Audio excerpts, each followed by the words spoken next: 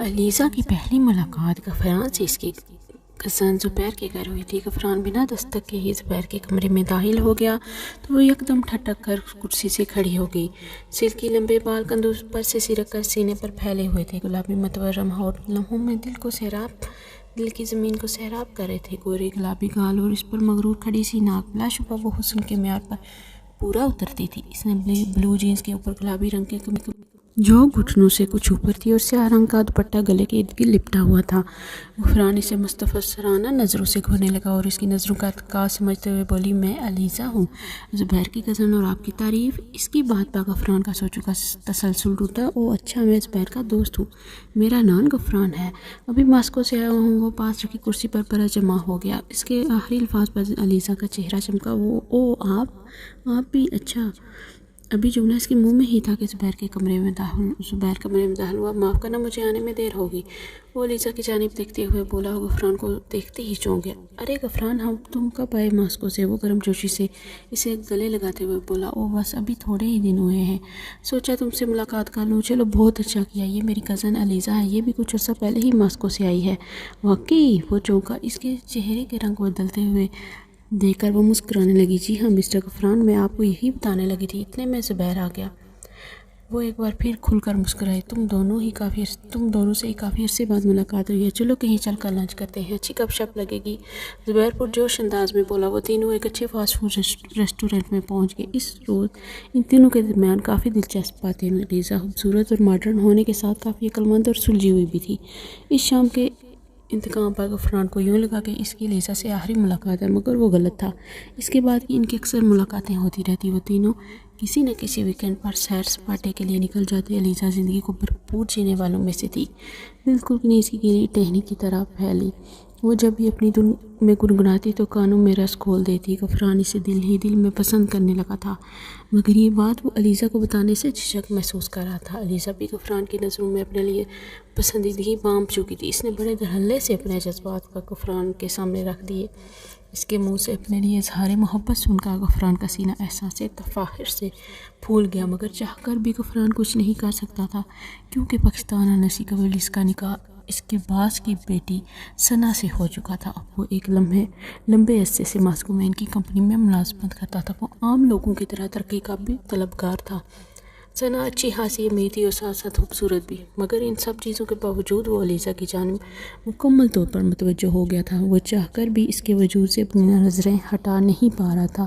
وہ مسلسل اس کشمکش میں مبتلا تھا، کیونکہ ہم ایک ایسے معاشرے میں رہتے ہیں جہاں جذبات ننگے پاؤں دوڑتے ہیں۔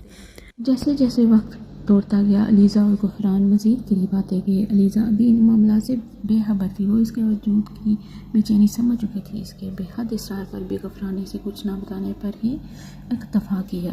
علیزہ کی سالگرہ قریب تھی۔ اس موقع پر غفران اور زبیر نے مل کر علیزہ کے لیے فارم ہاؤس پر ایک اچھی سی سرپرائز پارٹی ارینج کی تھی۔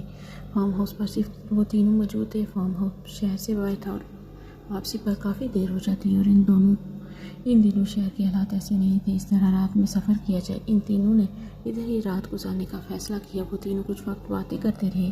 چل یار غفران، بہت رات ہو گئی ہے، مجھے تو بہت نیند آ رہی ہے، میں تو چلا سونے۔ وہ آنکھوں کو مسلتا ہوا لاؤنج سے اٹھ کھڑا ہوا اور اوپر کمرے میں جا کر سو گیا۔ اب وہ دونوں تنہا لاؤنج میں بیٹھے تھے۔ کھڑکی سے چاند کی روشنی چھن کر فرش پر دونوں کا عکس بنا رہی تھی۔ ساون کا مہینہ تھا۔ بارش کی بوندیں آبشار کی طرح دل کی زمین کو بادِ محبت سے سرشار کر رہی تھی۔ وہ جھیمپ گئی۔ وہ صوفے سے اٹھ کر کمرے کی جانب بڑھنے لگی تو غفران نے اس کا ہاتھ آہستگی سے تھام لیا۔ اچانک بجلی چمکی اور ہلکی سی چیخ مار کر غفران کی باہوں میں سمٹ گئی۔ اس کے بدن کی کپ کپاہٹ اس کے روم روم میں سنسنی پیدا کر رہی تھی۔ وہ غفران سے دور جانے کی کوشش کرتی رہی، مگر اس کے سراپا حسن کے آگے وہ بالکل اندھا ہو گیا اور اپنی تمام حدیں توڑتا چلا گیا۔ علیزہ ہرگز ایسا نہیں چاہتی تھی۔ ماسکو میں پڑھنے لکھنے کے باوجود بھی وہ اپنی حدیں جانتی تھی۔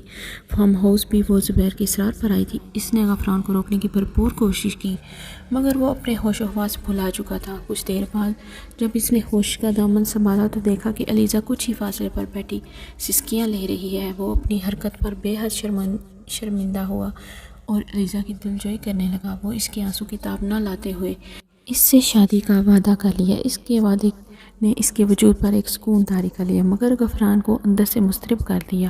اگلے روز وہ تینوں فارم ہاؤس سے گھر واپس چلے گئے۔ غفران کے منع کرنے پر علیزہ نے زبیر کو کچھ نہیں بتایا، مگر اس روز کے بعد غفران ایک عجیب کشمکش میں مبتلا ہو گیا۔ وہ علیزہ کو چاہتا تو تھا، مگر زندگی بسر کرنے کے لیے چاہت پوری نہیں پڑتی۔ ایک جانب اس کی چاہت تھی تو دوسری جانب ایک حسین مستقبل، جس کے لیے اس نے بہت محنت کی تھی۔ اس کے دل میں مستقبل کو لے کے عجیب خدشات جنم لینے لگے۔ غفران نے کافی بار علیزہ کو حقیقت بتانے کی کوشش کی، مگر وہ ہر بار کہیں نہ کہیں ان دونوں کے مستقبل سے جوڑ دیتی۔ نہ جانے غفران کو کیا ہو گیا تھا، وہ آہستہ آہستہ علیزہ سے بیزار ہونے لگا۔ ہر گزرتے وقت کے ساتھ وہ اسے بدصورت لگنے لگی، حالانکہ اس کی خوبصورتی سمجھنے والوں کی کمی نہیں تھی۔ وہ اب مزید اس الجھن میں نہیں رہ سکتا تھا۔ اس نے واپس ماسکو چلے جانے میں ہی بہتری سمجھی۔ اس نے اپنا فون بند کر دیا اور کسی کو نہ بتائے ماسکو واپس چلا گیا۔ اس نے نئے سرے سے ثنا کے ساتھ زندگی شروع کی۔ اس دوران علیزہ نے اس سے رابطہ کرنے کی ہر ممکن کوشش کی، مگر سامنے سے کوئی رد عمل موصول نہیں ہوا۔ علیزہ مکمل طور پر ٹوٹ گئی تھی۔ وہ ایسا سوچ بھی نہیں سکتی تھی کہ غفران اس کے جذبات کو اس طرح اپنے پیروں تلے روند کر چلا جائے گا۔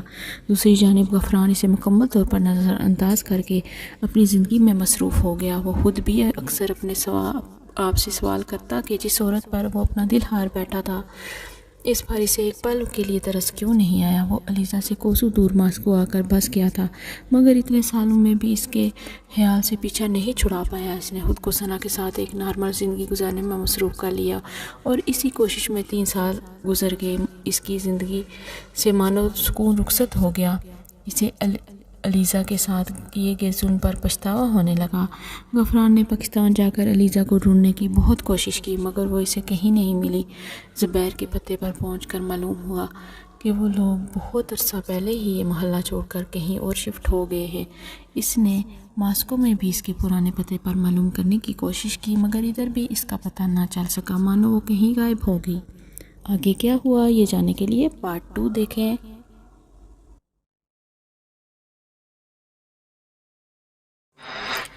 اگر آپ کو میری ویڈیو پسند آئی ہے تو ویڈیو کو لائک، چینل کو سبسکرائب اور بیل کے نوٹیفیکیشن کو دبانا مت بھولیے گا۔ اپنا بہت سارا خیال رکھیے گا۔ ملتے ہیں نیکسٹ ویڈیو میں۔ اللہ حافظ۔